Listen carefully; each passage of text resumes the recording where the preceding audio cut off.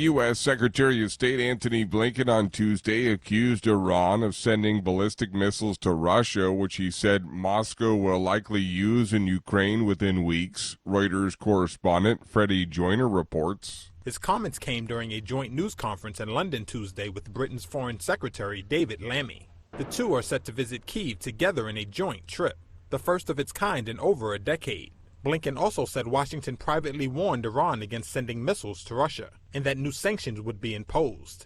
This gives the Russians an additional capability and it gives them additional flexibility. They have ballistic missiles already, but the particular Iranian missiles that they're getting have a certain range, so it adds to their capacity and it fuels the war.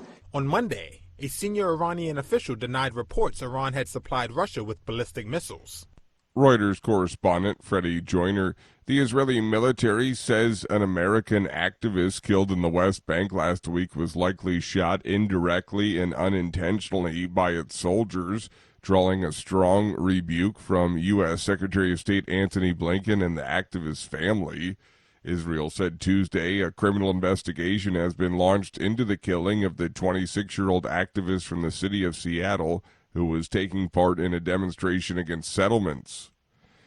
UN Secretary General Antonio Guterres strongly condemned a deadly Israeli airstrike in a designated safe zone in southern Gaza before dawn on Tuesday, UN spokesperson Stefan Dujarric said. The use of heavy weapons in densely populated areas is unconscionable.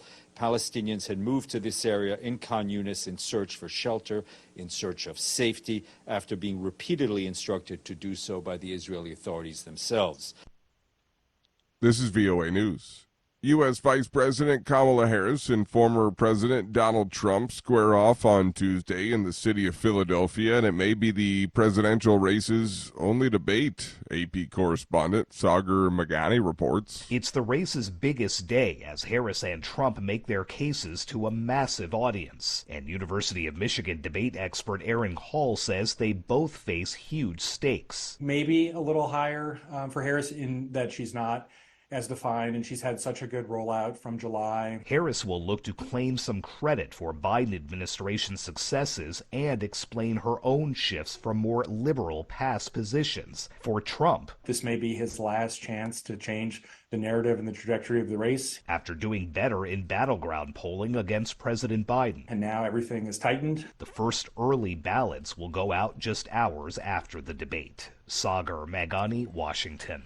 Authorities in the Democratic Republic of Congo say 50,000 doses of the Mpox vaccine from the United States arrived in the country on Tuesday, a week after the first batch arrived from the European Union. Around 250,000 doses overall have arrived in Congo so far. That's a fraction of the 3 million doses authorities have said are needed to end the Mpox outbreaks in the country, which is the epicenter of the global health emergency. Zimbabweans took to social media on Tuesday to celebrate the government's decision to force Starlink to offer more affordable and better satellite internet service in a country that has one of the highest internet costs on the continent. Columbus Mavhanga reports from Harare. In a statement Tuesday, Zimbabwe's ICT Minister Tendai Mabetera said the government will levy fines of between $200 and $5,000 per infringement for telecommunications companies and internet providers who fail to give reliable service. Willard Shoko, an independent high-speed internet consultant, says the new fines could result in a solid telecom industry that can compete in the entire Southern African region. Columbus Mavhungam, VOA News, Harare. The Vatican says some 600,000 people have attended Pope Francis's Mass in East Timor, or nearly half the country's population. It was held on Tuesday on the same field where St. John Paul II prayed in 1989 during the nation's fight for independence from Indonesia.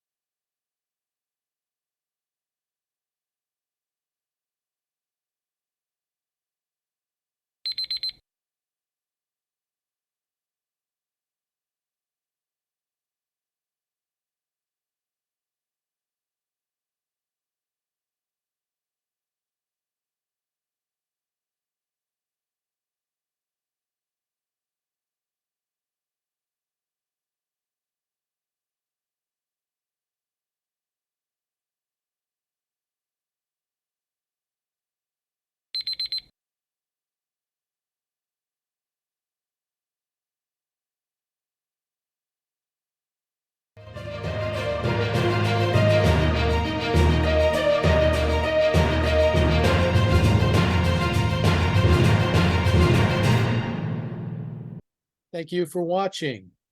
Can you do me a favor? Please leave a comment in the comment section below. That would really help. Thank you, and see you again soon.